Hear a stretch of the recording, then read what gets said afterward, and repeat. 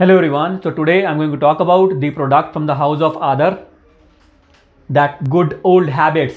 Yes guys, let me explain you few ingredients and few benefits of this products, because that perfect blend, the perfect combination of that herbs comes up with good kind of results for your hair. So it's very important to know the ingredients. Let me explain you the ingredient first. So it contains red onion, curry leaves, bhringraj, ginger, hibiscus, shikakai. Yes, and the base is of lavender oil for that perfect last aroma from your hair. And it also contains almond oil, sesame oil, and virgin coconut oil. So guys, it contains these kind of herbs which will give you benefit. Now let's talk about benefits. It will remove your itchiness from your scalp, it will remove that dandruff part as well, and it will give you that kind of shiny and strong hair. It actually works on the roots of your hair, right? So guys, go for it. It's an amazing product, and I'm putting the buying link in my bio, also in my swipe up stories, and